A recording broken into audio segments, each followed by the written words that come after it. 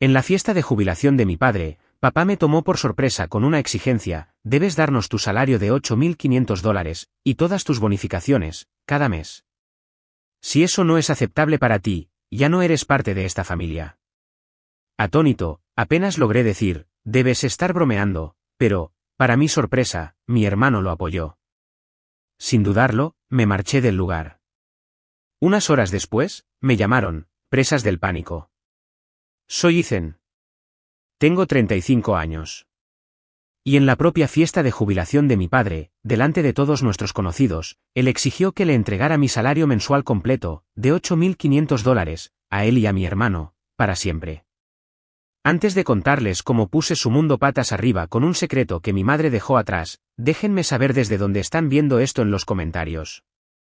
El restaurante, el Gilded Steer, fue elección de mi padre. Era el tipo de lugar que se enorgullecía de ser de la vieja escuela, lo que era un eufemismo para filetes carísimos, paneles de madera oscura, y camareros que parecían haber estado trabajando allí desde la administración de Truman. El aire estaba impregnado del aroma a carne asada y autocomplacencia. Esto no era solo una fiesta. Era una coronación. Mi padre, Arthur Miller, celebraba 40 años al frente de la ferretería de Arthur, y él se empapaba de la adoración como una esponja seca. Lo observaba desde mi mesa, una pequeña isla de calma forzada en un mar de bulliciosas palmadas en la espalda. Estaba presidiendo su corte, con un vaso medio vacío de whisky caro en la mano, y su risa retumbaba por encima de la charla educada. Mi hermano mayor, Kevin, permanecía obedientemente a su lado, asintiendo y sonriendo en los momentos justos, como una luna pálida que reflejaba el sol de nuestro padre. Yo estaba sentado entre mi novia, Olivia, cuya mano descansaba tranquilizadoramente en mi muslo, y una silla vacía, destinada a mi madre, fallecida hace mucho tiempo. Parecía apropiado. Realmente se está divirtiendo, murmuró Olivia, su voz un consuelo privado en medio del ruido público. Está actuando, corregí, manteniendo la voz baja. Esta es su vuelta de la victoria, el gran final de la historia de Arthur Miller. Finalmente, golpeó su vaso con un pesado cuchillo de carne. El agudo tintineo atravesó el estruendo. Un silencio se apoderó de la sala. Comenzó su discurso, un viaje divagante y sentimental a través de su propia historia. Habló de su padre, un carpintero que empezó la tienda sin nada más que agallas y un buen nombre. Habló de sus propios sacrificios, de las largas horas, de las vacaciones perdidas. Pintó una obra maestra de noble lucha. Alzó su vaso hacia Kevin. Por mi hijo, Kevin, tronó, quien tuvo la lealtad y el buen juicio de permanecer a mi lado, de aprender el negocio, de continuar con el legado familiar. Kevin infló el pecho. Luego, brindó por mi tía Judy, su hermana, la roca de esta familia, quien sonreía radiante desde su asiento. Brindó por viejos amigos y empleados leales. Mi nombre era un fantasma en la sala, no mencionado, no reconocido. Yo era el hijo que había cambiado un legado de serrín por un mundo de hojas de cálculo, y a sus ojos, eso era una traición. Tomé un sorbo lento de mi agua, y la punzada familiar de ser invisible era ahora solo un dolor sordo. Pero entonces, su actuación dio un giro brusco e inesperado. Dejó el vaso, y el ambiente cambió de festivo a solemne. Sus ojos recorrieron a la multitud y luego se clavaron en los míos. Una extraña luz depredadora parpadeó en su profundidad. Era una mirada que no había visto en años, la mirada de un hombre a punto de cerrar un trato que sabía que la otra parte no podría rechazar. Y ahora, anunció, su voz descendiendo a un tono serio y autoritario, mientras me adentro en mi merecida jubilación, es hora de que mi hijo menor, Ethan, asuma finalmente su papel adecuado, que cumpla con su sagrado deber para con esta familia. La sala se volvió inquietantemente silenciosa. A partir de hoy, declaró, cada palabra un martillazo, tu salario, Ethan, todo, hasta el último centavo de esos $8.500 al mes, y cada bonificación que recibas, vendrá a nosotros. Para esta familia. Para apoyar la tienda, para asegurar que el legado que tu abuelo construyó, y que yo mantuve, nunca muera. El silencio que siguió fue absoluto, un vacío que absorbió todo el aire de la habitación. Podía sentir el peso de cada mirada, la conmoción, la curiosidad morbosa. El agarre de Olivia en mi pierna se volvió férreo. Al otro lado de la sala, lo vi, una sonrisa rápida y triunfante en el rostro de Kevin. Esto no era un arrebato sentimental de borracho. Esto fue una emboscada pública y premeditada. Mi corazón comenzó a latir con un ritmo frenético y de pánico contra mis costillas. Pero años de ser el marginado de la familia, el observador perpetuo, habían forjado una extraña armadura a mi alrededor. Mientras mis entrañas se revolvían con un cóctel tóxico de rabia e incredulidad, una calma fría y distante se apoderó de mi mente. Lenta y deliberadamente, eché mi silla hacia atrás y me puse de pie. La sala contuvo el aliento. Me encontré con la mirada inquebrantable y autoritaria de mi padre. No grité. No supliqué. No provoqué la escena que él, tan claramente, esperaba. Necesitaré algo de tiempo para considerar su propuesta, dije. Mi voz era uniforme, formal, casi corporativa. Era la voz que usaba con los clientes, no con la familia. La expresión confiada y victoriosa en el rostro de mi padre vaciló, reemplazada por un destello de confusión. Esto no estaba en su guión. Se había preparado para una pelea, no para un aplazamiento. Sin decir una palabra más, me volví hacia Olivia, tomé su mano y comencé a caminar hacia la salida. La multitud de parientes y amigos se apartó ante nosotros como si fuéramos leprosos. Mientras las pesadas puertas del restaurante se cerraban detrás de nosotros, cortando el silencio atónito, mi tío Frank, el hermano menor y más reflexivo de mi padre, salió apresuradamente al aire fresco de la noche. Me agarró del brazo, su rostro grabado con una preocupación profunda y frenética. Ethan, escúchame, susurró, con la voz ronca. No aceptes ni una maldita cosa. Ni un centavo. Hay cosas que tu madre quería que supieras si un día como este llegaba. Por el amor de Dios, llámame mañana. Necesitas saber toda la verdad. El silencio en mi coche, de camino a mi apartamento, era algo vivo. Estaba lleno de las palabras no dichas, de la conmoción, y de la rabia contenida que aún no podía articular. Olivia conducía, con las manos firmes en el volante, y su presencia era un testimonio silencioso de apoyo al que me aferré como un náufrago a una balsa. Las palabras de mi tío se repetían en mi cabeza, una advertencia críptica que insinuaba una historia aún más oscura de la que yo conocía. Cosas que tu madre quería que supieras. Mi madre, Catherine, había sido el corazón de nuestro hogar. Mientras mi padre era pragmático y anclado en el mundo tangible de la madera y el acero, mi madre vivía en un mundo de arte, libros y silenciosa comprensión. Fue ella quien vio mi fascinación por los números no como una rareza, sino como un don. Mientras mi padre gruñía en señal de aprobación cuando Kevin podía nombrar cada tipo de destornillador, mi madre se sentaba conmigo durante horas mientras yo le explicaba la elegante lógica de una prueba geométrica. Tu mente es un lugar hermoso y especial, Ethan, me decía, su voz una suave melodía. Nunca dejes que el ruido del mundo te convenza de lo contrario. Su muerte por cáncer de ovario, cuando yo tenía 16 años, fue el evento que fracturó a nuestra familia. La luz se apagó, y en la oscuridad subsiguiente, los peores instintos de mi padre echaron raíces. Se aferró a lo que entendía, la tienda, el legado, y el hijo que era un reflejo de sí mismo. Kevin se convirtió en el único foco de su atención, el recipiente de todas sus esperanzas y sueños.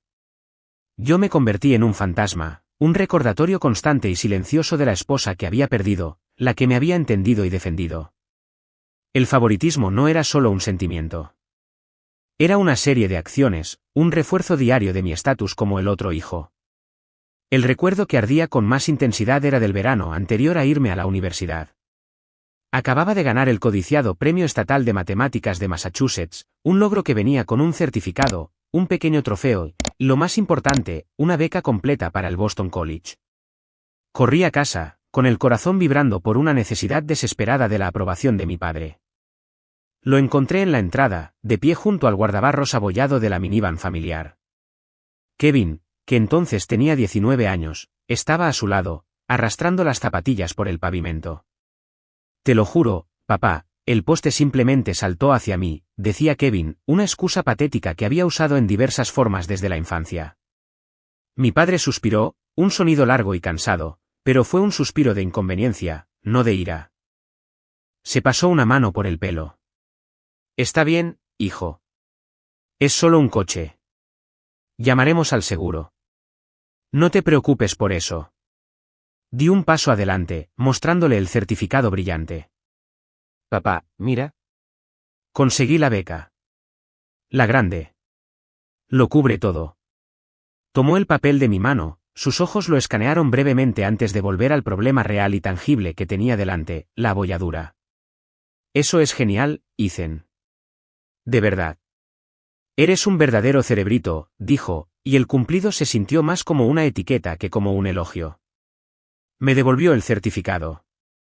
Ahora, tráeme la linterna grande del garaje.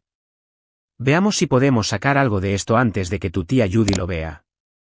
Pasé la siguiente hora de lo que debería haber sido una noche triunfal sosteniendo un haz de luz sobre un trozo de metal destrozado, mientras mi padre y mi hermano trabajaban juntos, sus gruñidos y maldiciones un lenguaje que yo no hablaba.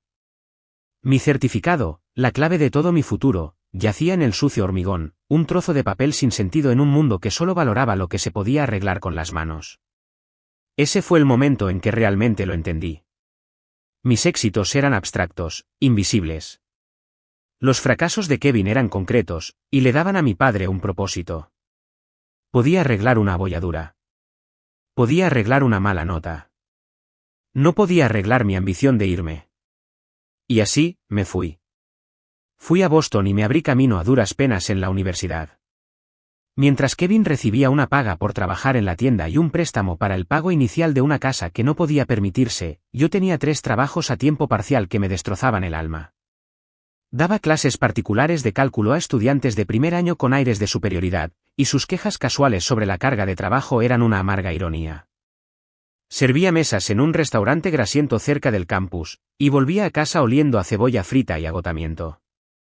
Mi tercer trabajo era el turno de noche en la biblioteca de la universidad, colocando libros en el silencio sepulcral de las 3 de la madrugada, con la única compañía de los fantasmas de los autores y la sensación persistente de que estaba completamente solo. Nunca le pedí $1 a mi padre. Sabía cuál sería la respuesta, un sermón sobre responsabilidad fiscal, una crítica apenas velada a mi cara vida en la ciudad, y una completa falta de comprensión de las realidades financieras que enfrentaba. Mi orgullo se convirtió en mi escudo. ¿Tendría éxito en mis propios términos o no lo tendría en absoluto? Olivia fue la primera persona en ver las grietas de ese escudo. Nos conocimos en una recaudación de fondos para el hospital infantil donde trabajaba como enfermera pediátrica. Era divertida, ferozmente inteligente, y poseía un detector de sandeces insuperable. Provenía de una familia irlandesa grande, ruidosa y cariñosa, donde el apoyo era la configuración predeterminada. La primera vez que vino a la casa de mi familia para un día festivo, fue como una antropóloga observando a una tribu extraña y disfuncional. Observó con silenciosa fascinación cómo mi padre pasaba 10 minutos elogiando a Kevin por instalar un nuevo ventilador de techo, mientras que mi reciente ascenso a analista senior en una de las principales firmas financieras de Boston fue descartado con un simple, «Oh, qué bien». Vio cómo la tía Judy rellenaba constantemente el plato de Kevin mientras me preguntaba si estaba seguro de querer una segunda ración. Más tarde esa noche, mientras volvíamos a la ciudad, estuvo callada durante mucho tiempo. Luego se volvió hacia mí, con una expresión seria. «Sabes, la forma en que te tratan no es solo que les guste más él», dijo, su voz suave pero firme. «Es una estrategia. Tu éxito los hace sentir inseguros. Resalta todas las formas en que han tenido que apoyarlo a él. Así que te minimizan. Te hacen pequeño para que ellos puedan sentirse grandes. No se trata de amor, Ethan. Se trata de ego». Escucharlo expuesto de forma tan clínica, tan lógica, fue como un puñetazo en el estómago. Tenía razón. No era solo el hijo menos querido. Era una amenaza para el frágil ecosistema de su autoestima, y acababan de declarar una guerra abierta contra esa amenaza. Al día siguiente, me encontré con el tío Frank en un restaurante desgastado a medio camino entre mi ciudad y la suya. El lugar olía a café rancio y a tocino. Frank parecía no haber dormido. Era un buen hombre, contable de profesión, un observador silencioso que siempre había sido amable conmigo de maneras pequeñas y sutiles, un billete de $20 deslizado en mi mano en Navidad, un silencioso «estoy orgulloso de ti, chico», cuando nadie más escuchaba. «Lo siento, Ethan», dijo, con la voz ronca mientras se deslizaba en el reservado de vinilo agrietado. «Debería haber luchado más por ti a lo largo de los años, pero Arthur, es como una fuerza de la naturaleza. Y le hice una promesa a Catherine. Deslizó un sobre de manila grueso y amarillento sobre la mesa de fórmica. Estaba sellado con una cinta vieja y quebradiza. Tu madre no era tonta, dijo, mirando fijamente su taza de café. Ella vio venir esto. No la fiesta, no las palabras exactas, pero sí la dinámica, el sentimiento de derecho, la lenta erosión de la justicia. Sabía que tu padre, con el tiempo, intentaría usarte para salvar a Kevin. Me contó la historia. En los últimos meses de su enfermedad, cuando sabía que su tiempo era corto, mi madre había tomado una pequeña herencia del fallecimiento de su propia madre y se había reunido en secreto con un abogado de sucesiones. Creó un fideicomiso, el Fondo Familiar Catherine B. Miller. Nos nombró a mí y a Margaret Foster, tu antigua vecina, como CEO fideicomisarios, explicó Frank, con la voz baja por el peso del secreto guardado durante tanto tiempo. El documento es una obra maestra. Está diseñado para ser una red de seguridad para toda la familia, pero se basa en un fundamento de absoluta equidad. Y le añadió una cláusula de píldora venenosa, Ethan, una cláusula que establece que si se descubre que algún miembro de la familia está explotando financieramente a otro, el control administrativo total del fondo y sus activos se transferirá a una junta de 3 personas, formada por los fideicomisarios y la parte explotada. Tú, Ethan. La cláusula te da el poder. Ella lo sabía, susurró Frank, finalmente encontrando mis ojos. Sabía que él un día te forzaría la mano. Y te dejó una espada. Conduje a casa aturdido, con el sobre en el asiento del pasajero como una bomba de relojería. Esa noche, ni siquiera encendí las luces. Me senté en la oscuridad, con la ciudad brillando a mi alrededor, y leí las últimas palabras de mi madre para mí. Su letra, tan familiar y elegante, era un fantasma en la página. Escribió sobre su amor ilimitado, sus esperanzas para mi felicidad, sus temores por el orgullo de mi padre. Mi querido Ethan, concluía la carta, rezo para que nunca tengas que usar el poder que este documento te otorga. Rezo para que tu padre elija el amor por encima del legado. Pero si no lo hace, debes ser fuerte. No debes ver esto como un acto de venganza, sino como un acto de reequilibrio. Es la última herramienta que puedo darte para proteger la mente hermosa y el buen corazón que tanto aprecio. Úsala para exigir el respeto que siempre has merecido. El sol estaba saliendo cuando terminé de leer. El dolor que sentí era agudo y fresco, pero se mezclaba con una nueva y poderosa emoción, la resolución. Mi madre no solo me había dejado un escudo. Me había dejado un plan de batalla detallado y legalmente vinculante. Y por ella, iba a seguirlo al pie de la letra. El primer asalto llegó a las 9:15 de la mañana siguiente. Mi teléfono vibró con el nombre de mi padre. Lo dejé sonar 4 veces antes de contestar, respirando hondo para calmarme. Ethan, hijo, comenzó, su voz destilando una calidez falsa y almibarada que me crispó los dientes. Escucha, sobre anoche, creo que las cosas se nos fueron un poco de las manos. Fue una noche emotiva para mí, ¿entiendes? Un hombre mira hacia atrás, a la obra de su vida. A veces, las palabras no salen bien. Las palabras me parecieron bastante claras, papá, dije, mi tono tan plano y estéril como el pasillo de un hospital. Estaba en la isla de mi cocina, con la carta de mi madre extendida ante mí como un texto sagrado. Bueno, por eso te llamo, continuó, ignorando mi frialdad, para aclarar las cosas. No es una exigencia, hijo. Es una oportunidad. Una oportunidad para que inviertas en tu propia familia. Para mostrar tu gratitud. Lo haremos fácil. Solo una simple transferencia automática cada mes. Apenas notarás que ha desaparecido. Creo que sí notaría que mi salario entero ha desaparecido, papá. Junto con mis bonificaciones. El pretexto de calidez se desvaneció en un instante, como si le arrancaran una máscara. No te pases de listo, Ethan, gruñó, su voz volviéndose dura y desagradable.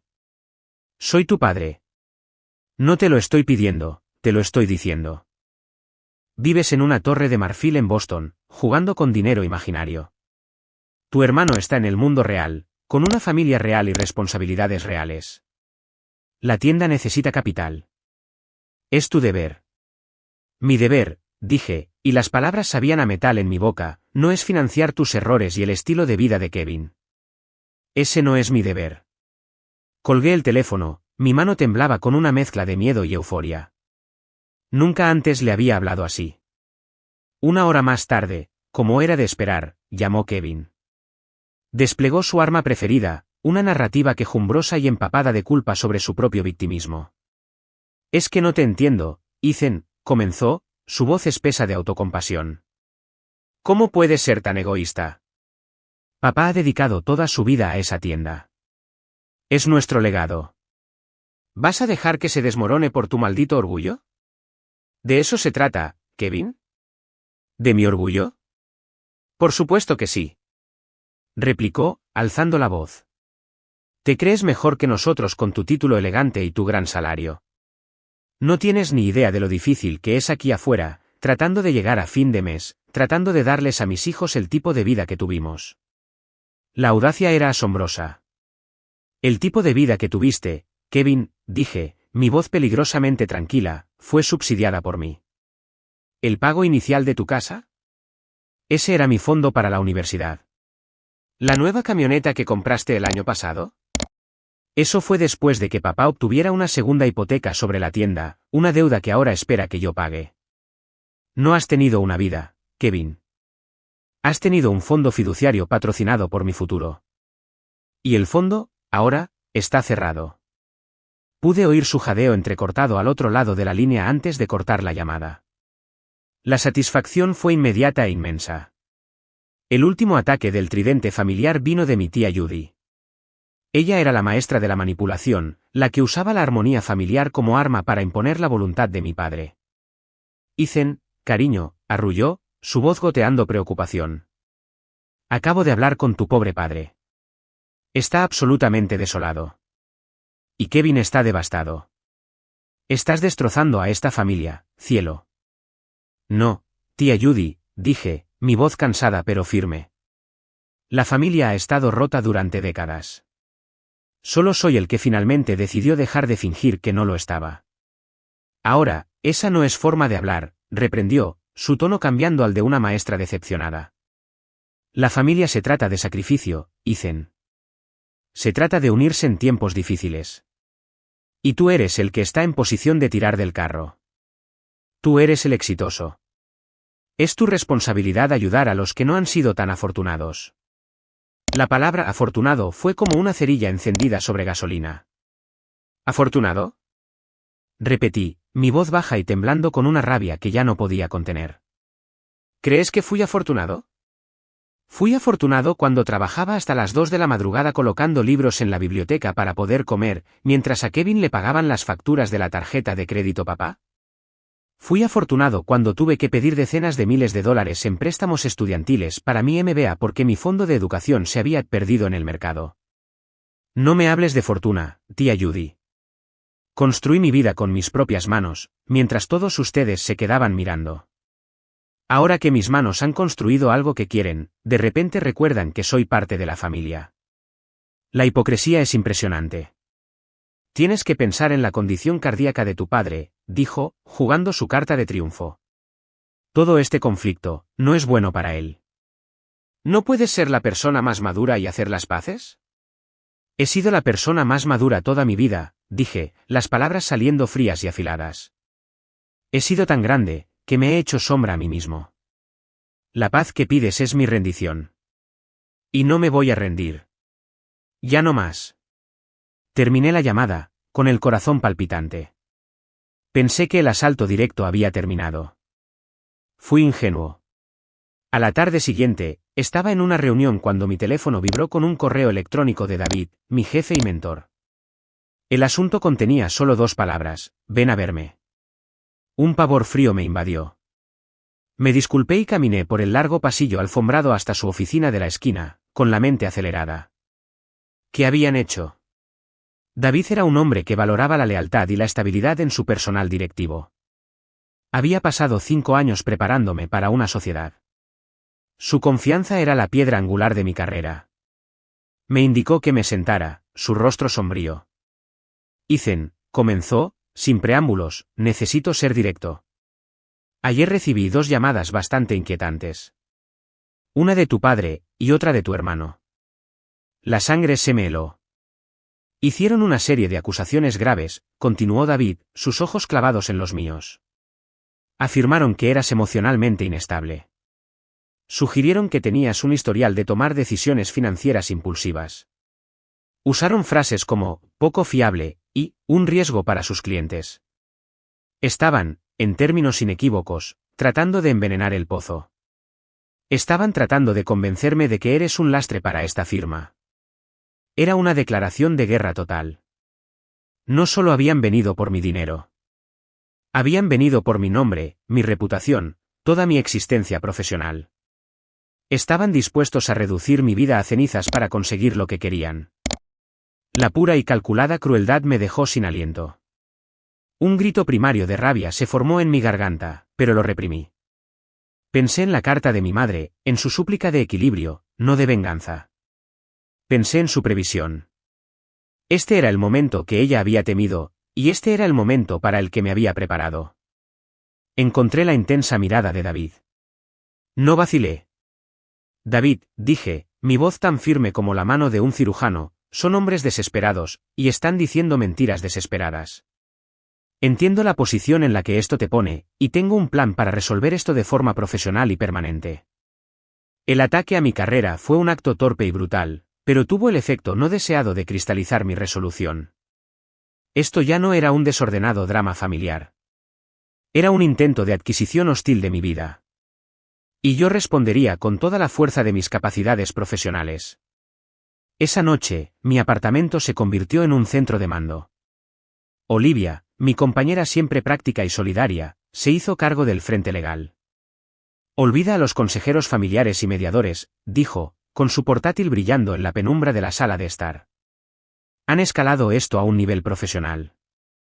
Necesitamos un peso pesado, alguien que se come a la gente como tu padre para desayunar. Su investigación fue rápida y decisiva. Dejó de lado las firmas más pequeñas y fue directamente a la élite del mundo legal de Boston. El nombre que encontró fue Veronica Shaw, una socia principal de una prestigiosa firma, reconocida por su experiencia en litigios de fideicomisos de alto conflicto. Su biografía era intimidante, llena de casos emblemáticos y reconocimientos. Es una asesina, dijo Olivia con una sombría satisfacción. Y es exactamente lo que necesitamos. Entrar en la oficina de la señora Shaw fue como entrar en un plano diferente de existencia. El aire era quieto y silencioso. El mobiliario era discreto y caro, y la vista del puerto de Boston desde su ventana del piso 40 era impresionante. La propia señora Shaw era un estudio de poder controlado. Tenía unos 50 y tantos años, vestía un traje perfectamente entallado, y tenía unos ojos inteligentes y evaluadores que no se perdían nada. Pasé la primera hora de nuestra consulta exponiendo toda la historia, desde el favoritismo fundamental de mi infancia hasta los recientes y desesperados ataques a mi carrera. Presenté los hechos de forma lógica, cronológica, tratando de mantener la emoción cruda fuera de mi voz. Olivia se sentó a mi lado, añadiendo ocasionalmente un detalle aclaratorio, su presencia un peso sólido y tranquilizador. Finalmente, deslicé el gastado sobre de Manila sobre la vasta extensión de su escritorio de caoba. Y esto, dije, es el as bajo la manga. El último testamento de mi madre, en cierto sentido. La señora Shaw pasó los siguientes 30 minutos en un silencio completo y concentrado, leyendo cada página de los documentos del fideicomiso y la carta de mi madre. Su expresión era elegible, una máscara de pura concentración profesional. El único sonido era el susurro del papel al pasar las páginas. Cuando terminó, cuadró cuidadosamente las hojas y las colocó en su escritorio. Me miró, y por primera vez, vi un destello de algo más que desapego profesional en sus ojos. Era respeto. Ethan, dijo, su voz nítida y desprovista de sentimentalismo, tu madre no solo era una madre amorosa. Era una estratega brillante. Este documento es una fortaleza de hierro. Legalmente, tu padre y tu hermano no tienen absolutamente ningún derecho sobre tus ingresos personales. Su único recurso es apelar al fondo familiar, y los términos de ese fondo te ponen a ti, como la parte explotada, en el asiento del conductor. No estamos a la defensiva aquí. Estamos en posición de dictar los términos de la rendición. El alivio fue tan inmenso, que sentí como si un peso físico se levantara de mis hombros. Entonces, ¿cuál es nuestra estrategia? Pregunté, sintiéndome por primera vez como un cliente, no como una víctima. Nuestra estrategia, respondió, una sonrisa fina y aguda tocando sus labios, es pasar de la defensa al ataque. Necesitamos entender su desesperación. Necesitamos un análisis financiero completo de la ferretería de Arthur. Quiero saber cada deuda, cada activo, cada error. Necesitamos saber exactamente dónde están enterrados todos los cadáveres. Ese era mi terreno. Durante las siguientes 48 horas, apenas dormí. La oficina de mi casa, generalmente un lugar de análisis tranquilo de las tendencias del mercado, se convirtió en un laboratorio de contabilidad forense. Me sumergí en las entrañas digitales del negocio familiar. Saqué todos los registros públicos que pude encontrar, escrituras de propiedad, embargos fiscales, registros UCC y expedientes judiciales de disputas con proveedores. Lo crucé todo, construyendo un modelo financiero complejo y de múltiples capas que reveló la podredumbre en el núcleo del legado de mi padre. La imagen que surgió fue de una incompetencia y negación asombrosas. La tienda se estaba ahogando en deudas. Mi padre había estado usando el crédito de los proveedores como un préstamo personal durante años, robando constantemente a uno para pagar a otro. La segunda hipoteca sobre la propiedad tenía una tasa de interés depredadora. El verdadero daño, sin embargo, se había hecho en los últimos 5 años, desde que a Kevin se le había dado más control.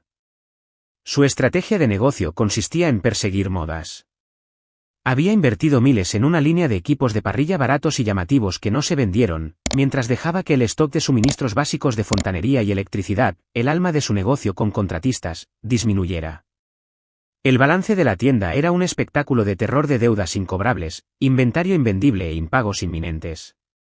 No solo estaban al borde del colapso. Estaban en caída libre financiera.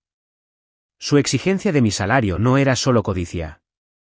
Era un intento desesperado de agarrar un paracaídas. Armado con una carpeta llena de datos duros, sentí una nueva confianza solidificarse dentro de mí. Esto no era un problema familiar que se resolviera con terapia y perdón. Esto era un activo en dificultades que debía ser gestionado. Al día siguiente, cuando David me llamó a su oficina, estaba preparado. Sabía que necesitaba más que mi palabra. Necesitaba una demostración de control. Te dije que me estaba encargando de ello, dije, adelantándome a su pregunta. Y lo he hecho. No le di los detalles desordenados y emocionales. Le di lo que él entendía, un informe conciso y profesional. Le expliqué los puntos clave de mi análisis financiero de la ferretería. Expuse los fracasos operativos, la aplastante carga de la deuda y el inminente impago del préstamo que era la verdadera fuente de su pánico. En resumen, concluí, se enfrentan a una insolvencia inminente debido a años de mala gestión. Su intento de dañar mi reputación fue un intento desesperado y poco profesional de asegurar un rescate forzoso. Mi respuesta ha sido contratar asesoramiento legal para hacer cumplir las disposiciones de un fideicomiso familiar preexistente. La situación está contenida, y se está implementando una resolución estructurada. David escuchó atentamente, su expresión cambiando de una preocupación severa a una especie de admiración fascinada. Se reclinó en su silla, una sonrisa lenta y apreciativa extendiéndose por su rostro. Un rescate forzoso, repitió, saboreando las palabras. Una resolución estructurada. Dios mío, Ethan, has tomado una tragedia familiar shakespeariana y la has convertido en un caso de estudio de la Harvard Business School. Sacudió la cabeza, una risa ahogada escapándose de él. Ya no me preocupa tu estabilidad, Ethan. De hecho, nunca he estado más seguro de ella. Procede, y sabe que todos los recursos de esta firma están a tu disposición. Salí de su oficina sintiendo un poder que no tenía nada que ver con el dinero. Era el poder de la competencia, el poder de la claridad. Mi padre me había arrastrado a una pelea en su mundo de manipulación emocional y fuerza bruta. Yo estaba a punto de arrastrarlo al mío, un mundo de hechos, cifras y consecuencias. La sala de conferencias de la firma de la señora Shaw estaba diseñada para intimidar. Era una sala larga y estrecha en el piso 40 con una pared de cristal que daba al puerto de Boston. La mesa era una única y masiva losa de granito pulido que se sentía tan fría y dura como una lápida. El aire era quieto y olía a cuero caro y ambición. Este era un lugar donde se hacían y se perdían fortunas. Y hoy, Se sentía como un tribunal donde se juzgaba toda la historia de mi familia. Mi equipo se sentó en el lado de la mesa con la vista de poder. Yo estaba en el centro, flanqueado por la formidable señora Shaw, cuya calma era más inquietante de lo que cualquier agresión abierta podría ser. A su lado se sentaban el tío Frank, con el rostro sombrío pero resuelto, y la señora Foster, una mujer pequeña y menuda cuya presencia silenciosa parecía irradiar una sorprendente autoridad moral. Al otro lado de la vasta extensión de granito se sentaban mi padre y Kevin. Habían venido solos, un testimonio de su asombrosa arrogancia. Todavía creían que esta era una disputa familiar que podían ganar por pura fuerza de personalidad y apelaciones a la culpa filial. Se veían pequeños y fuera de lugar en este templo de la ley corporativa. Mi padre, predeciblemente, habló primero. Intentó tomar el control de la narrativa, su voz retumbando con una indignación fabricada. Antes de empezar, anunció, gesticulando por la sala como si fuera su propia sala de estar, quiero dejar claro que estoy aquí bajo protesta. Esto es una vergüenza. Asuntos privados de una familia ventilados frente a abogados y extraños. Su gesto despectivo en dirección a la señora Foster fue un insulto calculado. Esto se trata de lealtad. Se trata de honor. Se trata del sagrado deber de un hijo hacia su familia. Kevin, siempre el animador de su padre, intervino. Sí, Ethan. ¿Es esto de lo que estás tan orgulloso? ¿Esconderte detrás de una abogada cara para librarte de tus responsabilidades? ¿Qué pensaría mamá si pudiera verte ahora? Dejé que sus palabras cayeran en el silencio y murieran. No me involucré. No me defendí. Esperé a que su fanfarronería se agotara, dejando un vacío de tensa expectación en la sala. Entonces, le di un sutil asentimiento a la señora Shaw. Era el momento. Estoy de acuerdo, comencé, mi voz tranquila pero audible en la sala acústicamente perfecta. Esto se trata de deber y responsabilidad, razón por la cual sentí que era mi responsabilidad entender completamente la historia financiera que nos trajo aquí hoy. Abrí una elegante carpeta negra frente a mí. Las páginas estaban llenas de hojas de cálculo, extractos bancarios y documentos legales, todo pulcramente organizado. Comencemos con el verano de 2005. Yo tenía 18 años. Acababa de recibir una beca académica completa que cubriría toda mi matrícula en el Boston College, un hecho del que tú, papá, eras muy consciente. Ese mismo verano, emprendiste una gran expansión de la ferretería. El banco requería una inyección de efectivo de $50,000 como señal de buena fe antes de aprobar el préstamo para la construcción. No los tenías. Hice una pausa, dejando que el silencio se alargara. El rostro de mi padre, que había estado sonrojado de indignación, comenzó a palidecer. Pero encontraste una solución, continué, mi voz tan desapasionada como si estuviera leyendo un informe trimestral. Una cuenta de inversión a mi nombre, creada por mi madre. Un fondo para la universidad. Liquidaste la cuenta entera. Me dijiste que el gestor del fondo había hecho algunas malas apuestas en la burbuja tecnológica, y que el dinero se había perdido. Una mentira completa y absoluta. Espera un momento, comenzó mi padre, su voz perdiendo su calidad resonante. Fue un préstamo, una medida temporal para el negocio. Lo interrumpí, no levantando la voz, sino deslizando una copia del comprobante de retiro del banco sobre la mesa. Su firma estaba en la parte inferior, clara e innegable. Luego, dirigí mi mirada a Kevin, que empezaba a parecer físicamente enfermo. Avancemos a la primavera de 2011. Te ibas a casar, Kevin. Querías comprar esa bonita casa colonial en Maple Street, pero te faltaban $25,000 para el pago inicial. Y una vez más, papá vino al rescate. Te dio el dinero como regalo de bodas. Excepto que no era su dinero para dar. Era lo último de los fondos que mi madre había reservado para mi educación de posgrado, una educación que finalmente tuve que adquirir asumiendo más de $60,000 en deudas de préstamos estudiantiles. Kevin miraba la mesa de granito, su rostro una mancha de rojo sudoroso. Parecía un animal acorralado. Toda mi vida, dije, permitiendo que una ira fría y dura entrara finalmente en mi voz, se me dijo que yo era el que tenía que ser responsable, ser independiente, abrirme mi propio camino. Y lo hice. Lo acepté. Pero operé bajo la suposición de que estaba empezando desde cero. Estaba equivocado. Estaba empezando con un déficit significativo, un agujero que ustedes dos cavaron para mí. No solo me estaban descuidando. Estaban saqueando activamente mi futuro para financiar su presente. Estaban construyendo sus vidas sobre los cimientos de mi herencia robada. El aire en la sala estaba eléctrico de tensión. Dejé que el peso de mi acusación se asentara. Luego, empujé la gruesa carpeta encuadernada en cuero que contenía los documentos del fideicomiso del fondo familiar al centro de la mesa.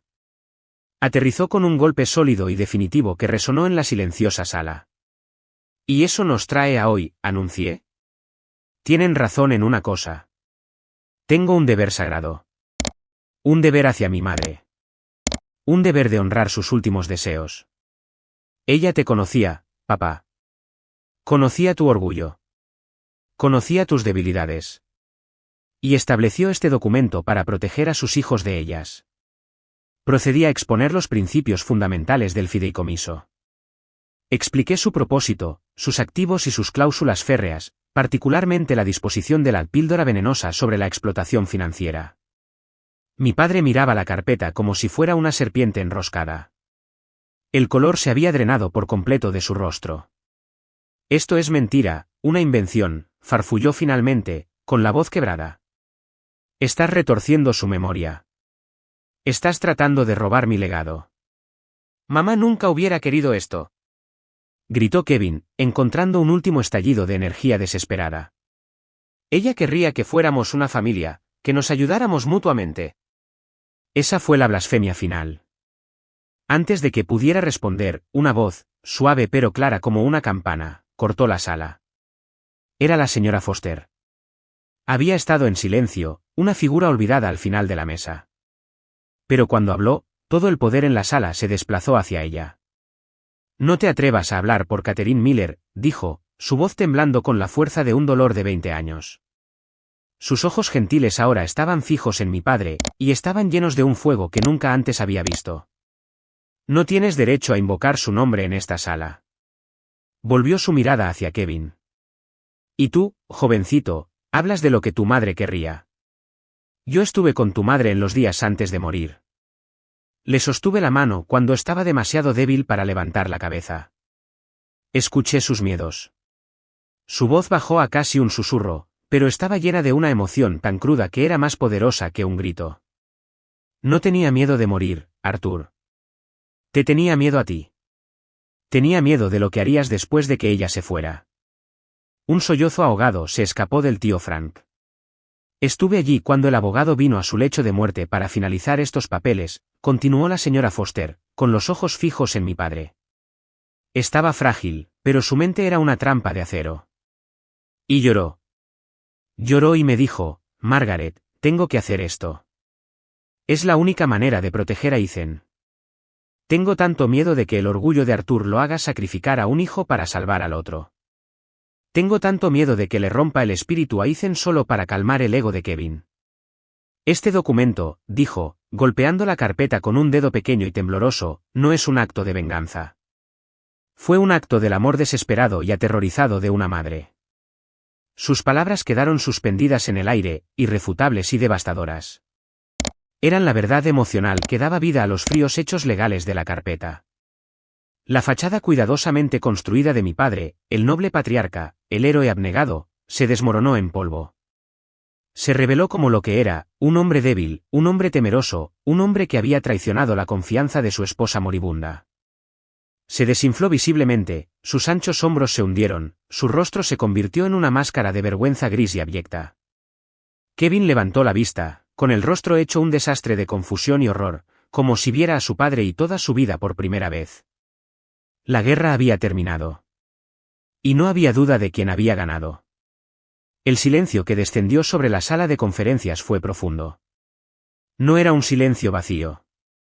Era pesado, cargado con la gravedad de las ilusiones destrozadas y las verdades imperdonables. Kevin fue el primero en moverse. Con un sonido ahogado y gutural, raspó su silla contra la mesa y salió tropezando de la sala, sin mirar a nadie, un hombre huyendo de la escena de su propia demolición. Mi padre permaneció congelado, una estatua de un hombre roto. Miraba sus manos, apoyadas en el frío granito, como si pertenecieran a un extraño.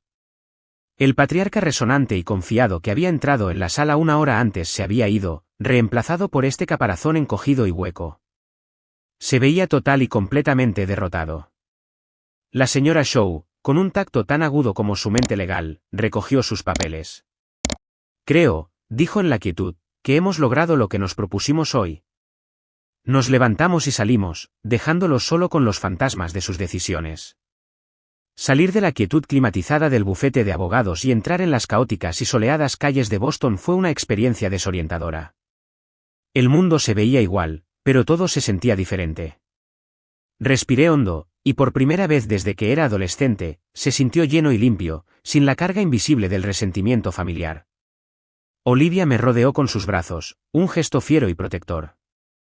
Enterré mi rostro en su cabello y me quedé allí un largo momento, dejando que los temblores de la confrontación finalmente se calmaran. El tío Frank se acercó a mi lado y me dio una palmada fuerte en el hombro. Tu madre, dijo, con la voz espesa por la emoción, acaba de mover cielo y tierra a través de esa viejecita. Estaría tan orgullosa de ti, Ethan. Los días que siguieron fueron inquietantemente silenciosos. El aluvión de llamadas y mensajes de texto había cesado. El zumbido constante y de bajo nivel de sus demandas, un ruido con el que había vivido tanto tiempo que casi había dejado de notarlo, se había ido. El silencio era un bálsamo. Aproximadamente una semana después, mientras intentaba sumergirme en un complejo análisis de fusión, la voz de mi asistente sonó por el intercomunicador. David quiere verte en su oficina. Mi estómago se contrajo por costumbre, una respuesta pavloviana a ser convocado. Caminé por el sendero familiar hacia la oficina de la esquina, mi mente preparándose automáticamente para otro problema que resolver. Pero David no tenía el rostro sombrío. Estaba reclinado en su silla, con una sonrisa amplia, casi vertiginosa, en su rostro. Ethan, cierra la puerta. No te vas a creer el almuerzo que acabo de tener. Me hizo un gesto para que me sentara. Estaba en el Capital Grille con Richard Crane, dijo, nombrando al CEO de Sterling Corp, el cliente más importante de nuestra firma. Estábamos hablando de una nueva expansión internacional que están planeando. De acuerdo, dije, esperando el siguiente paso. Es lo más extraño del mundo, continuó David, sus ojos brillando de diversión. Crane empieza a contarme esta historia que escuchó de su cuñado, que es dueño de una importante empresa de suministros de construcción aquí en la ciudad. Este proveedor se quejaba de una de sus cuentas, una ferretería local que estaba al borde del colapso. El dueño era, al parecer, un viejo tonto arrogante, y su hijo era un desastre incompetente. Mi sangre se heló. Sabía de qué proveedor hablaba, Northeast Welding Supplies. Eran el mayor acreedor de mi padre. Pero entonces, dijo David, inclinándose hacia adelante, su voz bajando conspirativamente, la historia se pone interesante. El proveedor dice que justo cuando estaba a punto de enviar la cuenta a cobranzas, recibe una llamada de una abogada de alto poder. La abogada le informa que un fideicomiso familiar se ha hecho cargo de la deuda de la ferretería y que implementará un plan de reestructuración profesional. Toda la situación fue manejada, en sus palabras, con la eficiencia despiadada de un asaltante corporativo. Hizo una pausa, dejando que las palabras quedaran en el aire. Crane, siendo el tiburón que es, estaba intrigado. Le encantan las buenas historias de recuperación. Le preguntó al proveedor quién estaba detrás de este movimiento magistral. Y el proveedor dijo el nombre del otro hijo del dueño, Ethan Miller. Solo pude mirarlo, con la mente en blanco por la conmoción. Crane es un hombre que cree que el carácter y la competencia están entrelazados, dijo David, su sonrisa convirtiéndose en una mirada de genuina admiración. Hoy vino a almorzar con un solo propósito. Quiere que nos encarguemos de la financiación de toda su expansión europea. Es un acuerdo de 9 cifras, y tiene una condición no negociable. Se levantó y rodeó su escritorio, colocando una mano en mi hombro.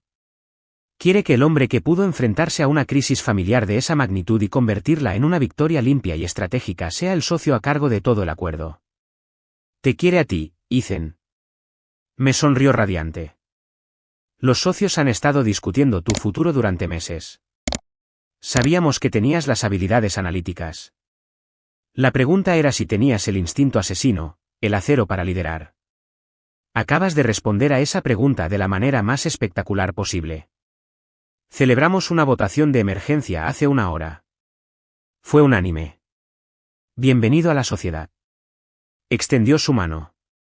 Se la estreché, sintiendo mi propia mano desconectada de mi cuerpo. Fue el momento más surrealista de mi vida. Mi padre, en su desesperado intento de arruinarme, me había entregado inadvertidamente las llaves del reino.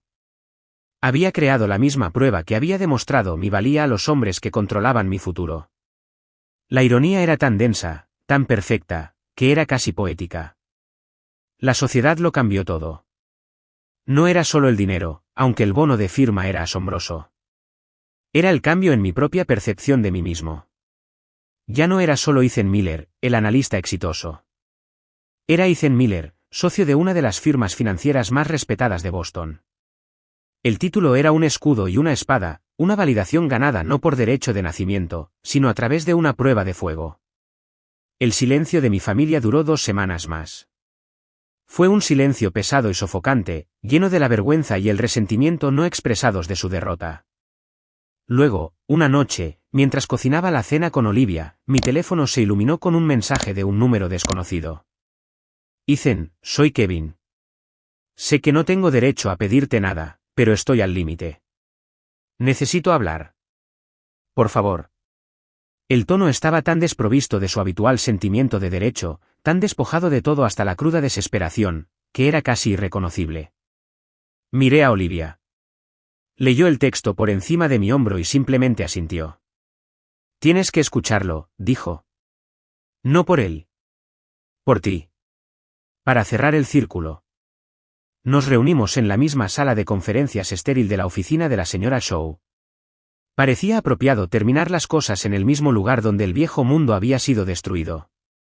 Kevin parecía un fantasma. Estaba demacrado, sin afeitar, y sus ojos estaban hundidos por el insomnio y la desesperación. No intentó poner excusas ni negociar. Simplemente expuso la sombría realidad de su situación. El banco había iniciado oficialmente el proceso de ejecución hipotecaria de su casa.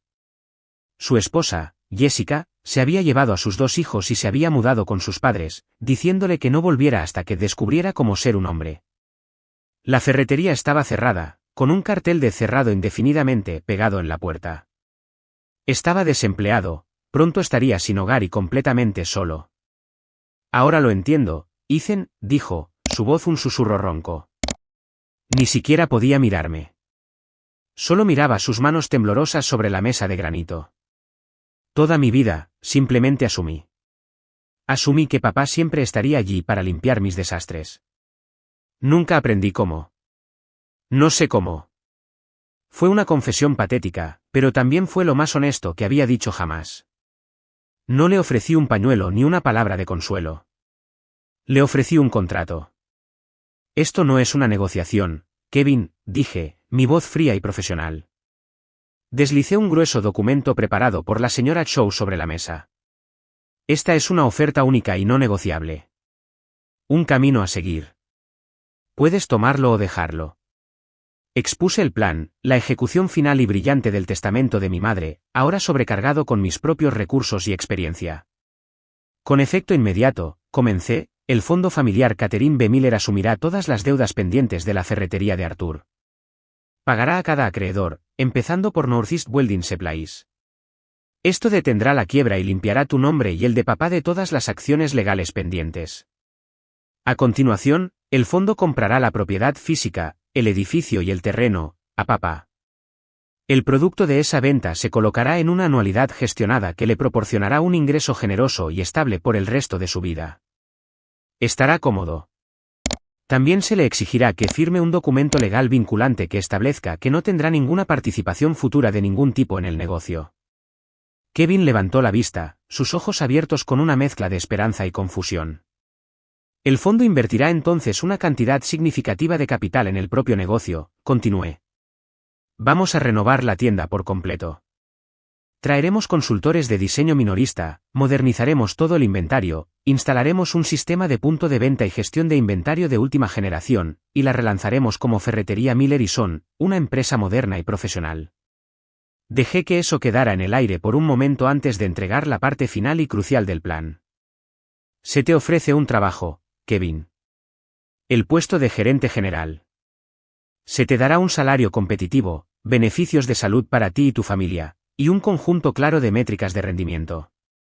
Sin embargo, no serás el propietario. Serás un empleado del fondo. Reportarás a una junta directiva de 3 personas, que consistirá en mí, el tío Frank, y un consultor minorista independiente que contrataremos. Tu empleo está condicionado a tu inscripción inmediata y finalización exitosa del programa de gestión de pequeñas empresas en el Boston Community College. Tu rendimiento será revisado trimestralmente. Si cumples tus objetivos, serás elegible para bonificaciones basadas en el rendimiento. Si no los cumples, estarás sujeto a medidas disciplinarias que pueden llegar hasta el despido. Me incliné hacia adelante. Esto no es una limosna, Kevin. Es una oportunidad. La última que vas a tener.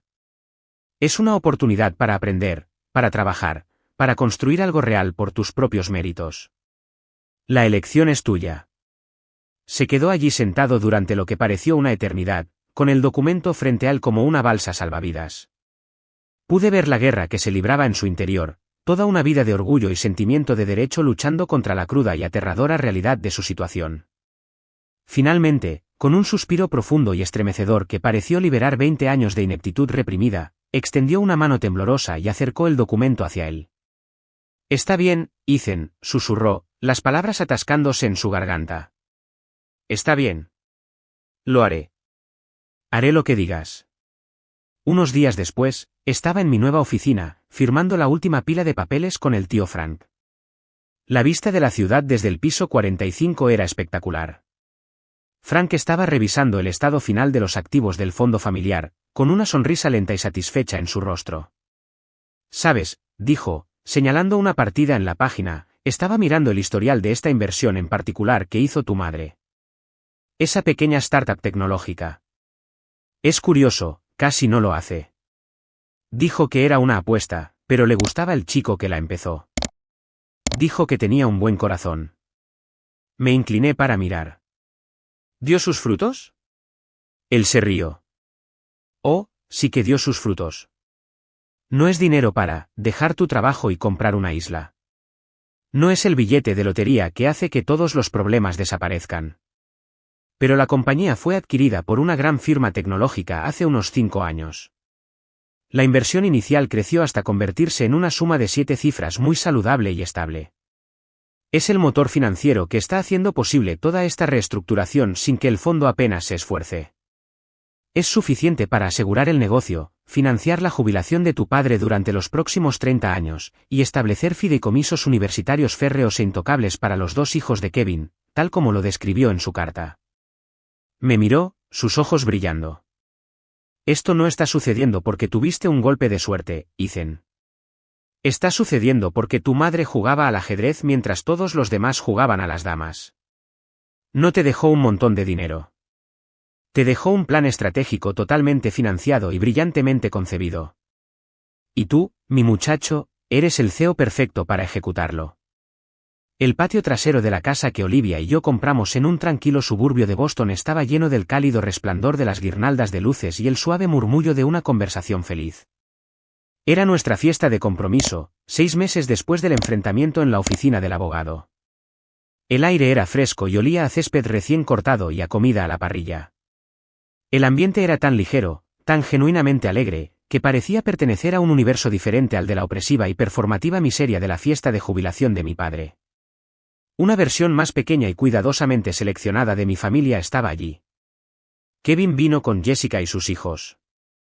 Jessica, que había sido una observadora silenciosa y cómplice durante años, se me acercó al principio de la noche y me dio un abrazo. Gracias, Ethan, me susurró al oído. Me devolviste a mi marido. El propio Kevin era un hombre diferente. Seguía siendo mi hermano, con toda la complicada historia que eso conllevaba, pero el caparazón resentido y arrogante había desaparecido. Estaba animado, hablando con entusiasmo con uno de mis amigos sobre un nuevo proveedor local que había descubierto, sus ojos brillando con un orgullo que era real porque era ganado. Mi padre también estaba allí, con un aspecto más frágil pero más sereno de lo que nunca lo había visto. Pasó la mayor parte de la noche sentado con el tío Frank, observando tranquilamente las festividades. En un momento dado, se acercó a mí mientras yo estaba junto al bar que Olivia y yo habíamos montado. Sostenía un vaso de té helado. Este es un buen hogar, Ethan, dijo, su voz ronca pero sincera. Has construido una buena vida. Gracias, papá, dije, mi propia voz sorprendentemente firme. Miró la fiesta, a sus nietos persiguiendo luciérnagas en el césped. Tu madre, dijo, su voz quebrándose un poco, ella habría estado muy feliz. Siempre tuvo razón sobre ti. Tienes su fuerza. Me dio una palmadita rápida y torpe en el brazo, un gesto que decía mucho, y luego se alejó antes de que pudiera responder. Más tarde, cuando la fiesta estaba terminando, la señora Foster, la amiga más antigua de mi madre y mi más firme aliada, me entregó una pequeña y gastada caja de terciopelo. Catherine me dijo que te diera esto cuando encontraras un amor tan verdadero como el suyo, dijo, sus ojos brillando. La abrí. Dentro, acunado en satén descolorido, estaba el anillo de bodas de mi madre. Era una banda de platino simple y elegante, no llamativa, sino sólida y atemporal. Miré al otro lado del patio a Olivia, su rostro iluminado por las luces suaves mientras reía con mi tía. Y en ese momento perfecto y tranquilo, la última pieza del rompecabezas encajó.